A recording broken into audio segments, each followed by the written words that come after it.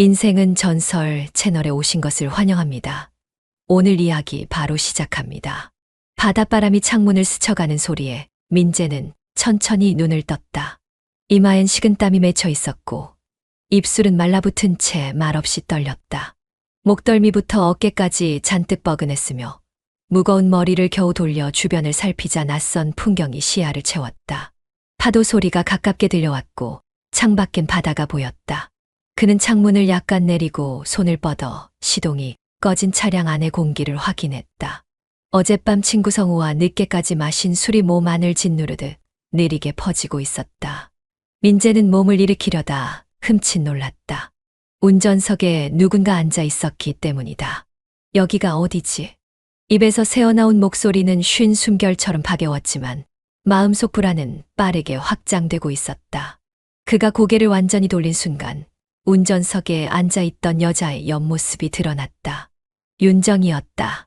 성우의 아내이자 어제 분명히 술자리엔 없었던 그녀. 그녀는 거울을 보며 머리를 매만지다 민재와 눈이 마주치자 짧게 숨을 들이켰다. 일어났네. 많이 취했더라.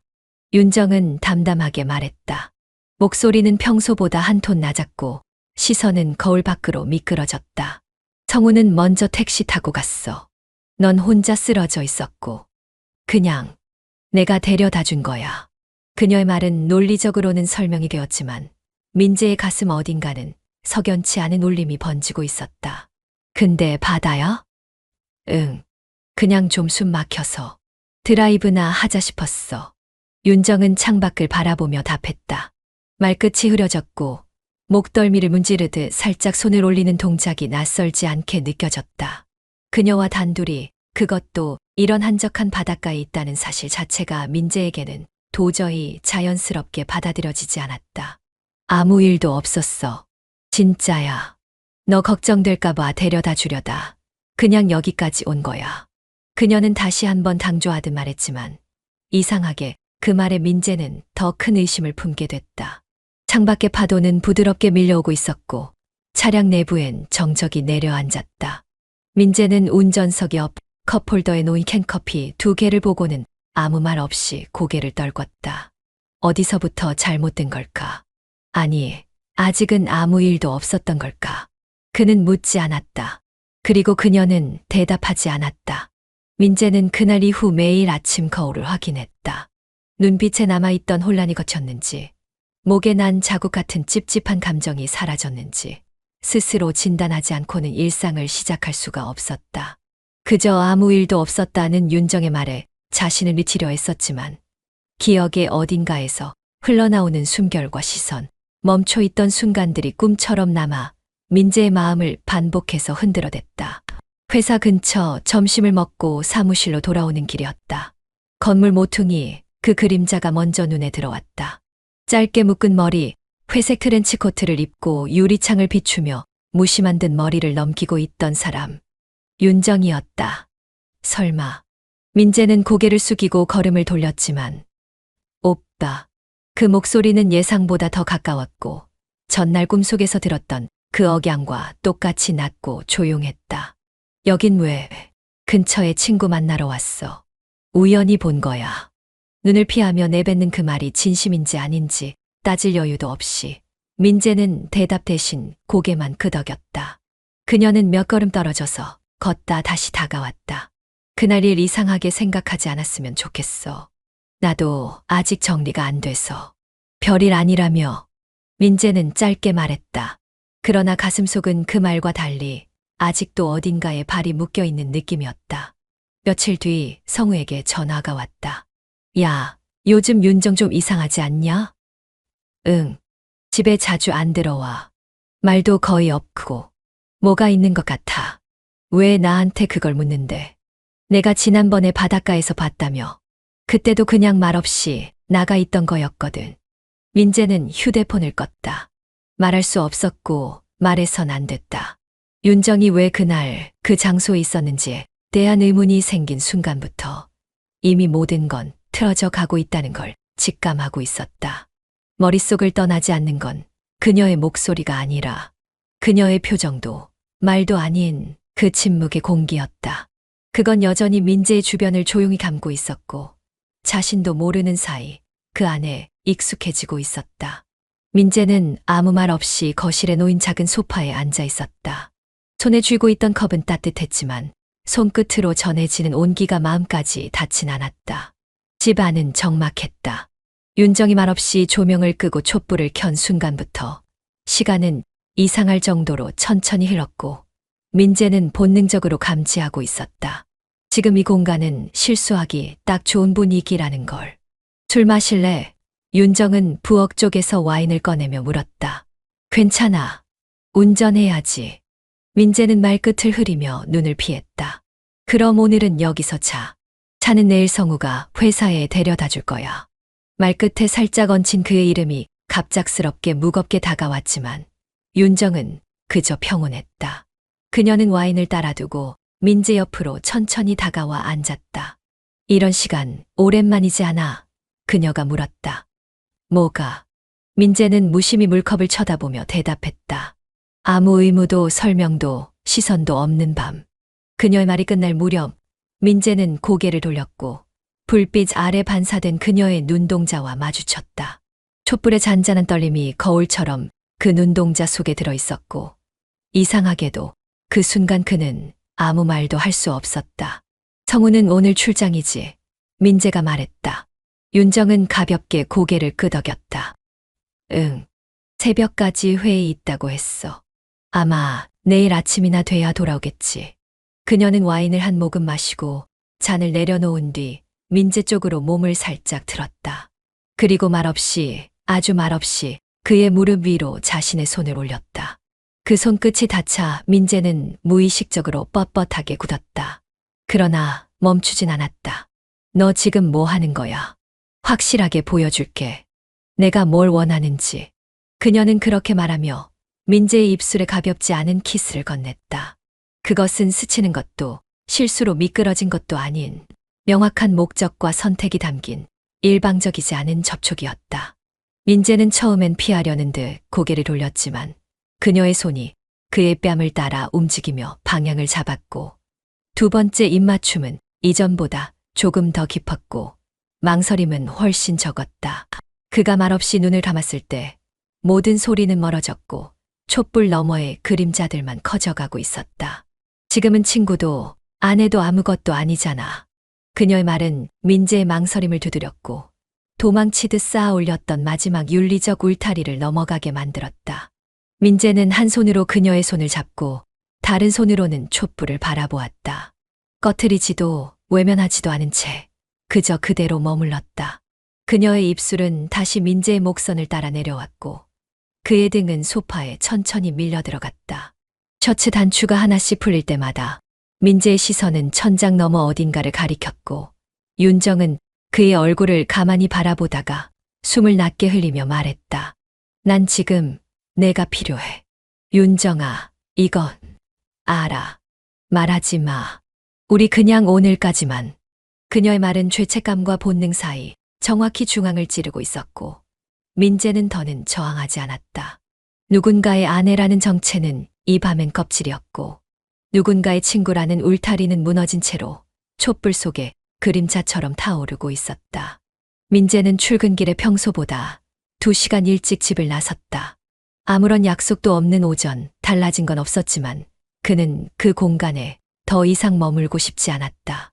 어제와 오늘 사이엔 단 한 밤뿐이었는데 생각보다 많은 것이 무너졌다는 걸 그는 스스로도 알고 있었다. 머릿속에선 한순간의 실수라며 덧칠을 해보았지만 감각은 뚜렷하게 남아 있었다. 입술의 압력, 손끝의 떨림, 눈을 감았을 때 들렸던 숨소리 아무것도 사라지지 않았다. 윤정에게 연락은 오지 않았다. 그녀도 아마 정리할 시간이 필요했을 것이다. 아니, 사실은 그도 그런 시간을 원했는지도 몰랐다. 그러나 그 바람은 오래 가지 않았다. 잠깐 얼굴만 보자. 그녀에게서 짧은 메시지가 도착한 건 오후 5시를 넘긴 시간이었다. 민재는 손에 들고 있던 서류를 내려놓고 별다른 생각 없이 응이라고 답했다. 다시 만나면 뭐라도 정리되겠지. 혹은 그녀가 먼저 미안하다고 해주겠지. 그는 그렇게 기대했지만 또다시 생각이 짧았다는 걸 곧 깨닫게 된다. 카페 구석 윤정은 화장을 하지 않은 얼굴로 앉아 있었다. 창가 너머로 햇살이 그녀의 눈두덩에 맺힌 피로를 비추었고 민재는 무의식적으로 한숨을 삼켰다. 고마워. 나 같은 사람 다시 보고 싶진 않았을 텐데. 그녀는 먼저 웃었지만 그 웃음은 부서진 유리처럼 반짝이고 있었다. 괜찮아. 민재는 짧게 말했다. 그날 아니, 어젯밤. 난 그냥 너무 외로웠어. 성우는 요즘 나한테 눈길도 주지 않아. 뭐랄까, 그냥 투명인간 같아. 근데 넌 그날 나를 보고 놀라줬잖아. 그런 눈빛 진짜 오랜만이었어. 민재는 말을 잇지 않았다. 사실 뭐라 해야 할지도 몰랐다. 그녀가 하는 말이 변명처럼 들리면서도 또 한편으로는 너무 익숙한 이야기 같아서였다. 누군가에게 버려진 기분, 무관심 속에서 살아있는 존재로 느껴지고 싶은 갈망. 그건 아마 자신도 느꼈던 감정이었다. 그냥 누군가한테 기대고 싶었어. 그녀는 그렇게 말하며 시선을 내렸다. 내가 나쁜 사람이라 그런 게 아니야. 오히려 너무 다정해서 그랬어. 그러니까 혹시 너무 미워하지 말아줘. 민재는 고개를 저었다. 미워하지 않아. 그 말을 내뱉은 순간 마음이 더 무거워지는 기분이었다. 미워하지 않기 때문에 더 괴로운 거였다. 그녀는 잘못을 저질렀고 자신은 거기에 함께했지만 누가 더 나쁘다고 쉽게 말할 수 없는 복잡한 경계선 위를 걷고 있었다. 그날 밤 꿈도 안 꿨어. 그래서 더 무섭더라. 윤정이 조용히 말했다. 그게 그냥 아무 일도 아니었다는 뜻일까? 아니면 진짜 너무 깊이 들어가 버려서 내 마음이 그걸 받아들여 버린 걸까? 민재는 여전히 아무 말도 하지 않았다. 그녀는 그 침묵에 익숙하다는 듯 고개를 끄덕이며 자리에서 일어났다. 그럼 이만 갈게. 얼굴만 보고 싶었어. 괜히 너무 멀어지면 안 될 것 같아서. 민재는 그녀의 뒷모습을 오래도록 바라보다 천천히 눈을 감았다. 말하지 않는 것, 묻지 않는 것, 그리고 잊지 못하는 것. 그 모든 감정이 가슴 안에서 동시에 부딪히고 있었다. 민재는 조수석 창밖으로 흐르는 불빛을 바라보며 머릿속을 어지럽히는 생각들을 조용히 밀어냈다. 퇴근 후 마주친 윤정의 표정은 이전과는 조금 달랐다. 무너지지도 감정에 휩쓸리지도 않은 오히려 평온한 얼굴이었는데 그 안에 무엇이 담겨 있는지 민재는 감히 짐작하지 못했다. 그녀는 거창한 설명 없이 그를 데려갔고 그저 말없이 운전대를 잡고 있었다. 목적지가 어딘지 묻지 않은 건 묻지 않아야 할 것들을 이미 알고 있었기 때문이었다. 호텔에 도착한 건 저녁 9시를 막 넘긴 시간이었다. 프런트 데스크에는 아무도 없었고 자동문은 부드럽게 열렸다. 윤정은 익숙한 듯 카드를 내밀고 엘리베이터 버튼을 눌렀고 민재는 그녀의 뒤를 천천히 따라가며 한 번쯤 물어야 하지 않을까 고민했지만 끝내 아무 말도 하지 않았다. 어쩌면 그녀도 같은 고민을 하고 있었는지도 모른다. 그러나 입을 닫은 순간 선택은 이미 정해진 것이었다. 엘리베이터 문이 닫히고 그 좁은 공간 안에 단둘이 섰을 때 민재는 손끝이 저려오는 걸 느꼈다. 윤정은 그를 보지 않았고 그는 그녀의 옆 얼굴만 바라보는데 숫자가 올라갈수록 무언가 내려앉는 기분이 들었다. 층수가 바뀔 때마다 그들의 숨결도 조금씩 조용해졌고 문이 열릴 즈음에는 거의 침묵과도 같았다. 객실 문이 열리고 불이 켜지자 벽 쪽 조명이 은은하게 방 안을 채웠다. 윤정은 코트를 벗어 의자 위에 걸치고 민재를 향해 몸을 돌리며 긴 숨을 들이켠 그녀가 먼저 입을 열었다. 지금은 아무 생각하지 말자. 그 말은 요청이라기보다 허락이었고 동시에 유예된 감정의 마감기한 같았다. 민재는 한참 동안 말을 잃은 채 그녀를 바라보다가 고개를 천천히 끄덕였다. 무언가를 판단하는 눈빛도 거절하려는 흔적도 더 이상 그 안에는 없었다. 죄책감과 욕망, 윤리와 충동이 뒤엉킨 채 서로를 밀어냈고 지금 남은 건 단 하나, 지금이라는 순간뿐이었다. 그녀가 다가왔다. 발끝에서 무릎으로 그리고 민재 앞에 멈춰 섰을 때 그녀는 조용히 그를 끌어안았다. 심장은 격하게 뛰고 있었지만 표정은 놀라울 만큼 담담했다. 고마워. 내가 있어서. 그녀는 더 말하지 않았다. 그 짧은 속삭임이 민재의 귓가를 적시고 나서 그는 조심스레 팔을 그녀의 허리에 얹었다. 손끝이 닿자 그녀의 어깨가 아주 미세하게 떨렸다. 그는 더 말하지 않았고 윤정도 아무것도 묻지 않았다. 입맞춤은 아주 천천히 시작됐다. 마치 처음처럼 혹은 마지막처럼. 그것은 절제된 동작이 아니었고 급작스러운 충동도 아니었다. 오래 참고 오래 억눌러 왔던 감정의 틈새를 조용히 열어젖히는 행위였으며 민재는 그녀의 머리카락을 넘기며 눈을 감았다. 그녀의 입술은 어제보다 뜨거웠고 숨결은 훨씬 깊었다. 셔츠 단추가 하나씩 풀렸다. 그녀의 손은 떨리지 않았지만 움직임은 천천히 머물렀다.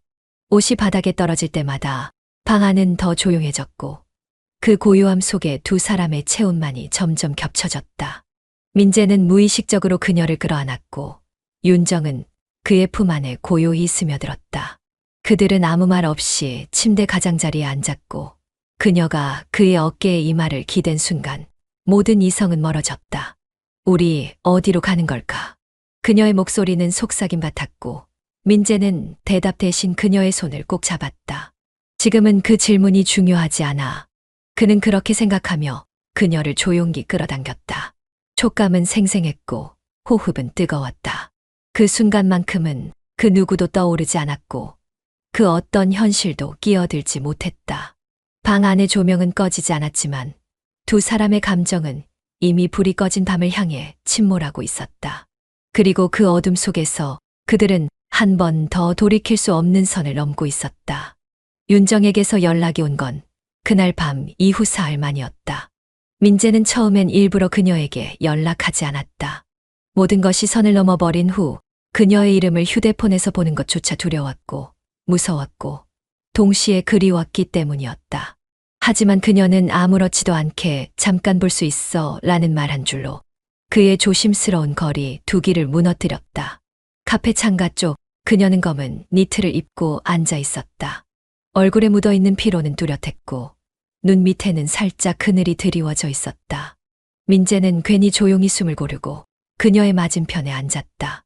바쁜데 미안해. 근데 그냥 누구랑 좀 이야기하고 싶었어. 그녀는 그렇게 말하고 나서 잠시 뜸을 들였다. 민재는 그녀의 시선을 피해 커피를 한 모금 마셨고 결국 먼저 물었다. 성우는 요즘 어때? 윤정은 웃지 않았다.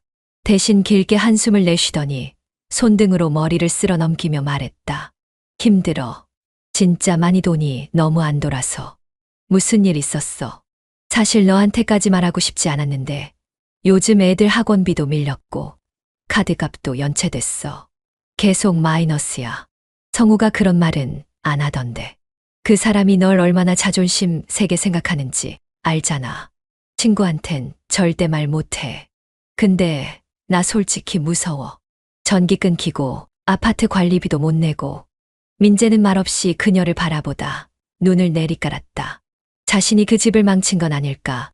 어쩌면 지금의 고통은 자신이 무너뜨린 것에서 비롯된 건 아닐까 하는 자책이 가슴 안쪽에서 묵직하게 퍼졌다. 그래서 내가 뭐 도울 수 있는 게 있을까? 그가 그렇게 말하자 윤정은 조용히 고개를 저었다. 아니야. 그냥 말이라도 하고 싶었던 거야. 말뿐이면 나도 이렇게 안 불렀겠지. 그녀는 입술을 꽉 깨물다가 결국 작은 소리로 말했다. 정말 조금만 다음 달까지만 버티면 돼. 다 갚을게. 얼마나 필요한데? 500. 그 수치를 듣는 순간 민재의 표정은 잠시 굳었지만 곧 풀렸다. 그녀는 고개를 들지 못한 채 말했다. 성우도 알아선 안 돼. 자기 힘으로 해내고 싶어 하니까. 부탁이야. 너랑 나 사이에만 있는 걸로 해줘. 민재는 깊게 숨을 들이쉬었다. 그녀가 돈을 원한 건지 자신이 주고 싶었던 건지조차 헷갈렸다. 그저 그녀가 무너지는 걸 막고 싶었다. 그리고 조금은 스스로에게 면죄부를 주고 싶었다.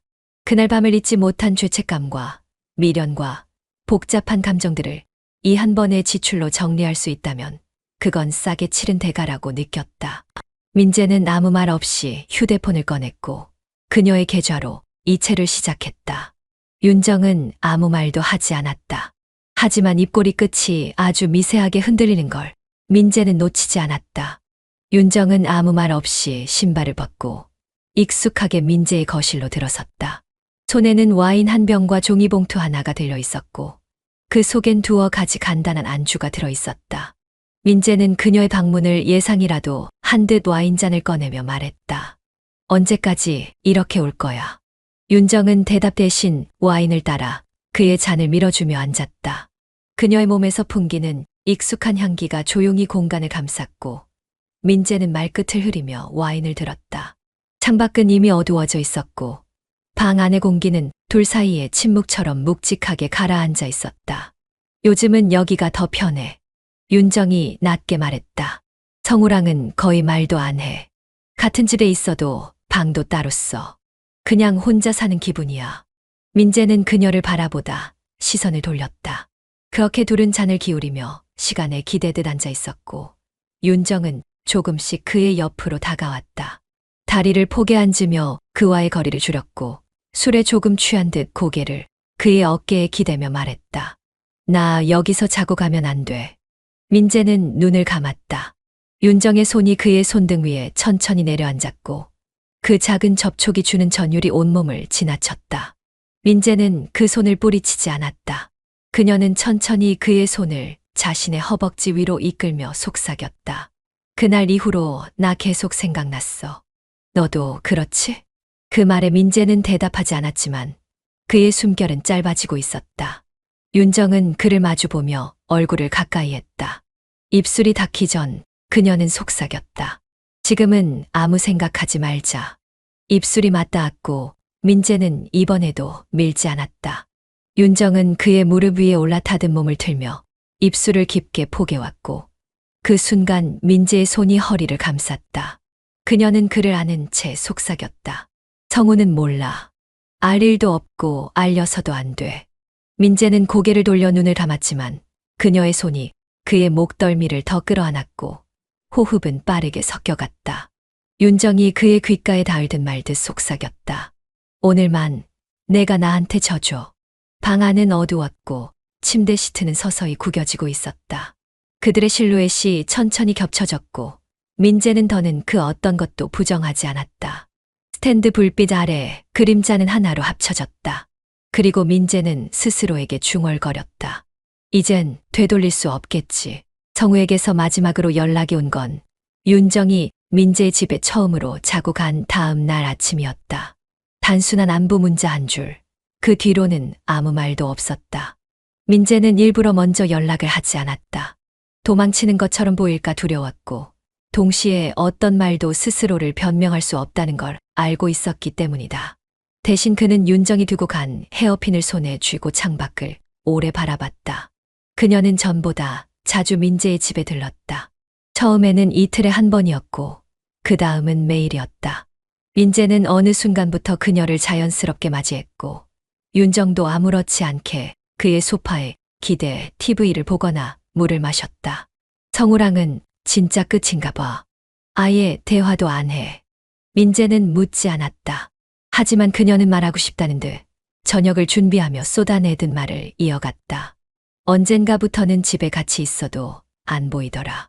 마주치면 그냥 문 닫고 밥도 따로 먹고 그렇게 된 지 오래야. 그는 그 말을 믿고 싶지 않았지만 그녀의 지친 눈빛을 보면 그것이 꼭 거짓말은 아니라는 생각도 들었다. 동시에 자신이 그 안에 너무 깊게 들어왔다는 자각이 스멀스멀 피어올랐다. 성우는 여전히 아무런 말도 없었고 민재는 그 침묵이 어쩌면 무언의 비난일지도 모른다고 생각했다. 연락이 뜸해진 건 우연이 아닐지도 모른다고. 이미 모든 걸 알고 있기에 더 이상 할 말이 없는 건 아닐까 하는 생각이 머릿속을 떠나지 않았다. 요즘 너 좀 이상해. 윤정이 말했다. 예전엔 이렇게까지 눈 피하지 않았잖아. 내가 뭘 잘못한 거야? 아니, 그런 건 아니고 그냥 혼란스러워서. 내가 여기 있는 게 너한테 부담이면 말해. 다시는 안 올게. 그런 말 아니잖아. 윤정은 대답 대신 고개를 끄덕였다.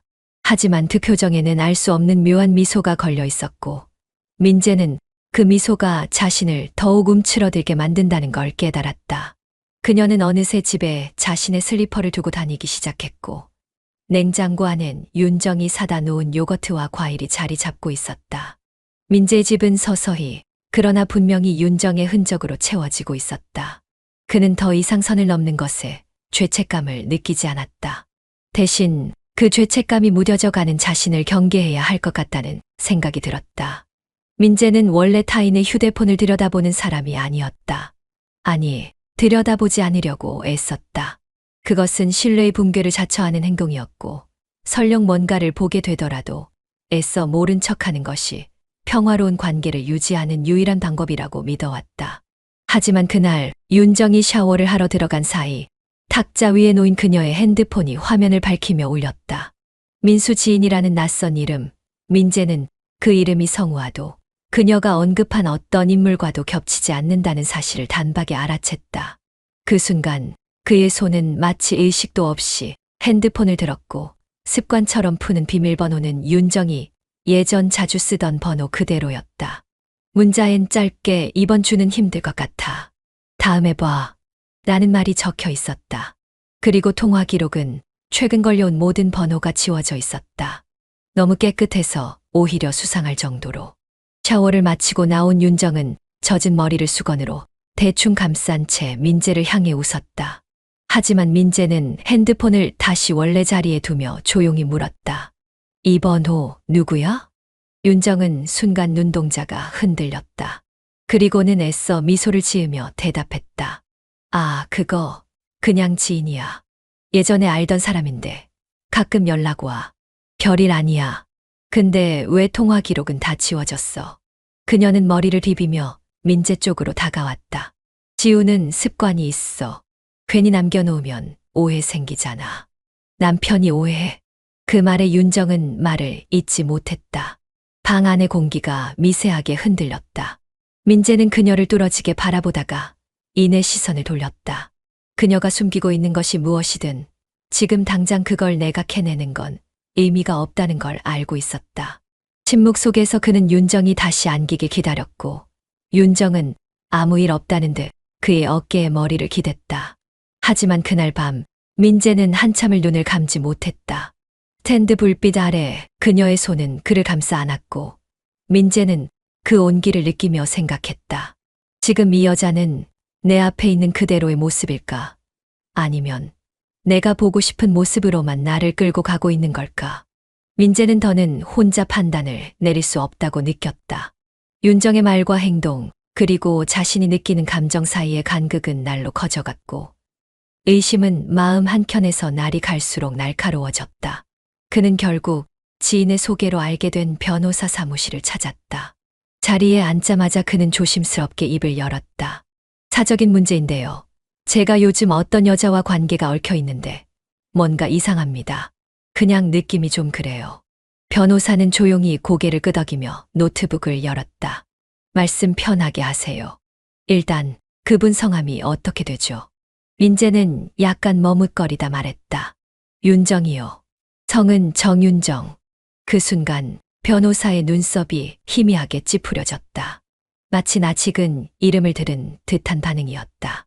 민재는 그 표정을 보고 되묻지 않을 수 없었다. 왜요? 그 이름이 혹시 익숙하신가요? 변호사는 깊은 숨을 내쉬고 손을 모았다. 정윤정 씨 전에 저희 사무실에도 비슷한 상담이 들어온 적 있습니다. 어떤 상담이었죠? 비슷한 구조였어요. 남자 쪽이 경제적으로 여유가 있었고 그녀와 가까운 관계를 맺으면서 금전적으로도 많은 지원을 했습니다. 처음엔 피해자가 감정적으로 너무 깊이 빠져 있어서 사실 확인이 어려웠죠. 그런데 결국요? 결국 그녀는 남편과 공모해 일정한 시점에서 그 남성을 고립시키고 돈을 요구하는 방식으로 움직였어요. 감정적으로 무너뜨리고 고립시키고 그 다음은 금전입니다. 민재는 손에 힘이 들어갔다. 그는 이제까지 겪어온 모든 장면들이 머릿속에서 빠르게 재생되는 기분을 느꼈다. 첫날 바닷가에서 그녀의 웃음, 반복되던 방문, 자연스러워지던 침묵, 그리고 수백만 원의 송금. 그런 일이 전에도 있었단 말인가요? 네. 물론 아직 이건 정황일 뿐입니다. 확실한 증거 없이 판단하는 건 조심스러워요. 하지만 혹시라도 통장 기록이나 메시지, 녹취록 같은 게 있다면 준비해 주세요. 진실을 확인하는 건 어렵지 않아요. 민재는 말없이 고개를 끄덕였다. 변호사는 다시 조용히 덧붙였다. 이상하죠. 그런데 그녀, 그땐 다른 남자도 그렇게 무너뜨렸습니다. 그날 밤 민재는 집으로 돌아가는 길, 그녀에게 전화를 걸지 않았다. 마치 모든 퍼즐이 제자리를 찾아가는 소리처럼 머릿속이 무겁게 울려왔다. 며칠 후 변호사로부터 연락이 왔다. 그의 목소리는 한층 더 단호했고 민재는 약속된 시각에 다시 사무실을 찾았다. 서류 몇 장이 탁자 위에 가지런히 놓여 있었고 옆엔 거래, 내역을 출력한 문서들이 빼곡히 정리돼 있었다. 보시다시피 이건 지난 몇 달간 정윤정 씨와의 계좌 거래 흐름입니다. 송금 내역, 인출 패턴, 그리고 민재 씨 명의로 개설된 새 통장과 그 대출건도 포함돼 있습니다. 민재는 문서 위를 바라보다 천천히 손을 뻗었다. 낯익은 금액들이 낯선 경로를 따라 빠져나간 흔적들이 숫자와 그래프의 형태로 선명하게 보였다. 변호사는 다음으로 통화 내역을 꺼냈다. 여긴 더 흥미롭습니다. 성우 씨의 번호와 정윤정 씨의 통화 패턴을 확인해 본 결과 민재 씨와 만남을 시작하기 전부터 두 사람은 빈번히 연락을 주고받고 있었고 특히 민재 씨와의 중요한 사건 직후마다 긴 통화가 이어졌습니다. 무슨 말이죠? 그 둘이 짜고 접근했다는 건가요? 변호사는 고개를 끄덕였다. 정확히 말하면 성우 씨가 중심이었고 윤정 씨는 감정적 연계 수단이었습니다. 초기 계획은 간단했어요. 민재 씨가 상속받은 자산을 최대한 가까이에서 파악하고 그를 흔들 수 있을 만큼 감정적 연결을 만든 뒤 자금 이동을 자연스럽게 유도하는 것. 민재는 말이 나오지 않았다. 손끝이 문서 가장자리를 움켜쥐었고 종이가 가볍게 구겨졌다. 이 모든 시간이 거짓이었단 말인가. 그 따뜻했던 밤들, 잠든 윤정의 숨소리, 무심히 건넸던 말들, 모두가 연극이었다는 건가. 처음부터 당신 돈이 목표였어요. 감정은 수단이었을 뿐입니다. 변호사는 냉정하게 말했다.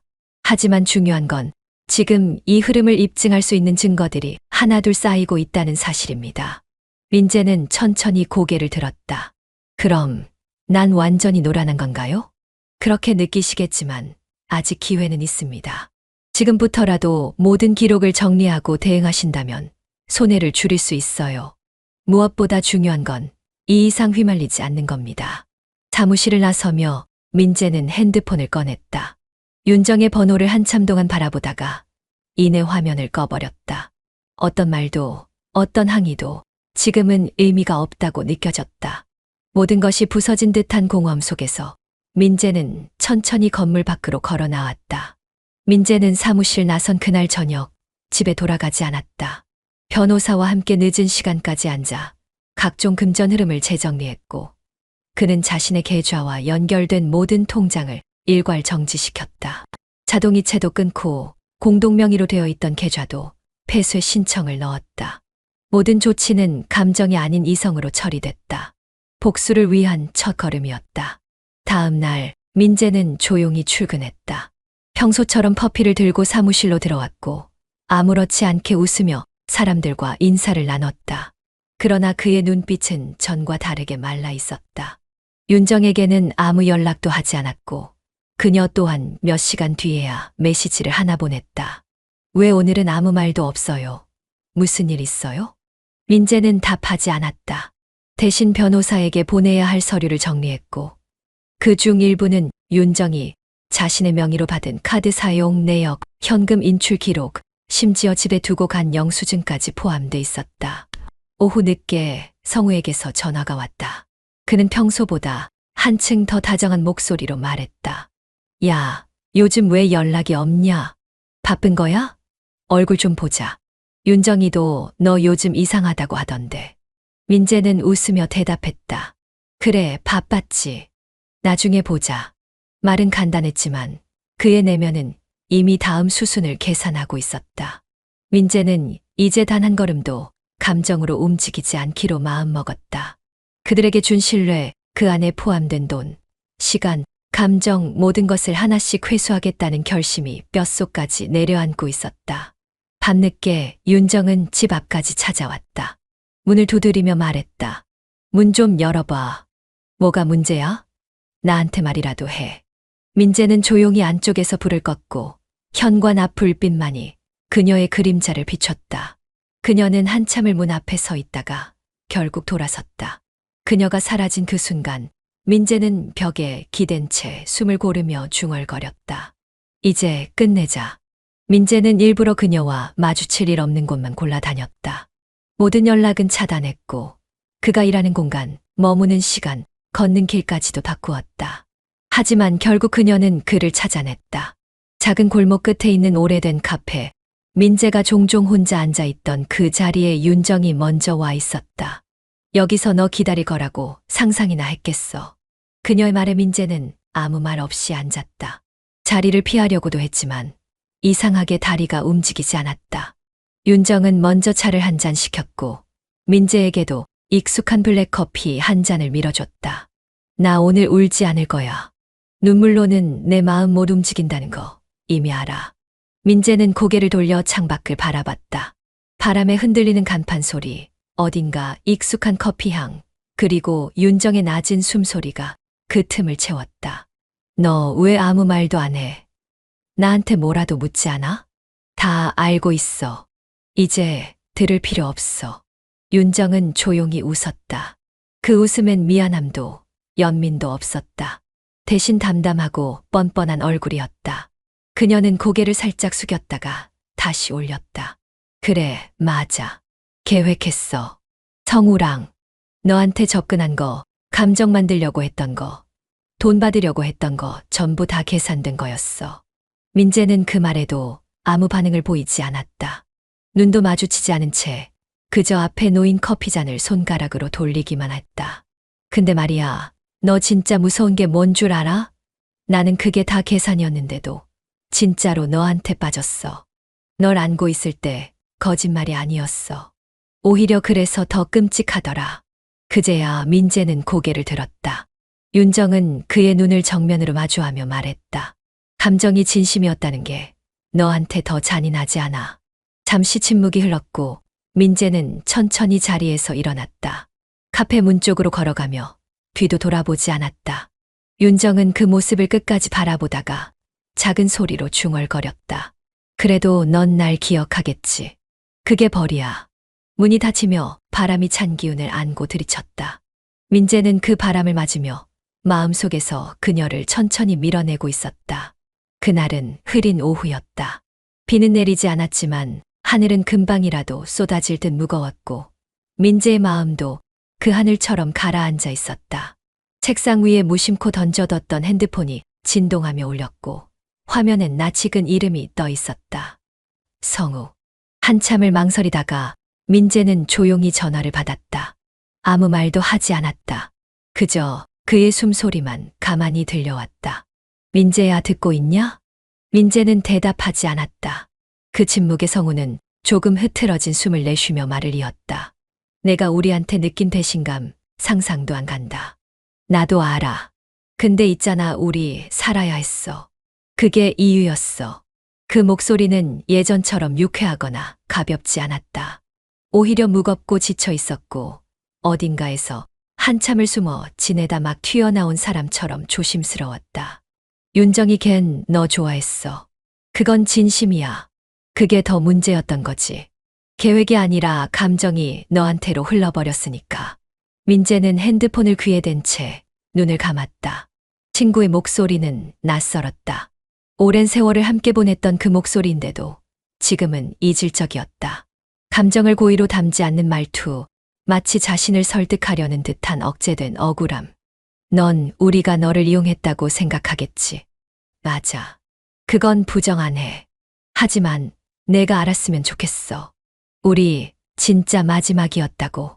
방법이 없었어. 민재는 여전히 아무 말도 하지 않았다. 손에 쥔 핸드폰이 차가워졌고 심장은 서서히 조용해지고 있었다. 그래도 너랑 있던 시간 난 가짜였다고는 못하겠어. 너한텐 진짜 미안하다. 윤정이도 말은 안 해도 매일 울더라. 그 말 전하고 싶었어. 그 마지막 문장에 이르자 민재는 조용히 손가락을 움직였다. 통화 종료. 연결이 종료되었습니다라는 화면과 함께 방 안엔 다시 침묵만이 흘렀다. 민재는 핸드폰을 천천히 책상 위에 내려놓았다. 복잡한 감정도, 아픔도, 후회도 아닌 단 하나, 묘한 평온함이 밀려왔다. 모든 게 끝났다고 느껴지는 순간, 어쩌면 진짜 시작이 되는 것일지도 몰랐다. 민재는 거실에 불을 끄고 조용히 방 안으로 들어왔다. 창문 너머 도시는 이미 어둠 속에 잠겨 있었고, 창틀 위에 앉은 조명 하나가 그의 그림자를 길게 늘었다. 욕실 앞에 서서 거울을 마주한 그는 오래전과는 전혀 다른 눈빛으로 자신을 바라봤다. 피로하고 깊이 꺼져 있었지만 이상하리만큼 담담한 눈동자였다. 물컵을 집어들고 찬물을 한 모금 삼킨 그는 거울 속 자신에게 조용히 물었다. 왜 지금에서야 알았을까? 답은 없었다. 거울 속 얼굴이 오히려 그를 조용히 비웃고 있는 듯했다. 민재는 다시 혼잣말처럼 낮게 중얼거렸다. 나는 친구를 배신한 게 아니라 처음부터 친구가 아니었던 사람을 믿은 거였지. 그 말에 스스로 고개를 끄덕인 그는 천천히 옷을 갈아입고 침대에 앉았다. 핸드폰은 여전히 조용했고 메시지나 부재중 전화도 없었다. 윤정도, 성우도 이제 그에게 닿을 수 없는 거리만큼 멀어져 있었다. 그는 조용히 불을 끄고 창밖을 바라봤다. 고요한 밤이었다. 복수의 끝엔 환호도 눈물도 없었고 오직 고요만이 감돌았다. 그는 이 고요가 무언가를 다 정리한 자에게 주어지는 평온이라고 믿고 싶었다. 하지만 동시에 마음 한편에서는 묘한 공허함이 천천히 퍼지고 있었다. 윤정의 웃음, 성우의 목소리, 손에 스치던 따뜻했던 손길들, 모두가 한때의 진심처럼 느껴졌던 기억들이었다.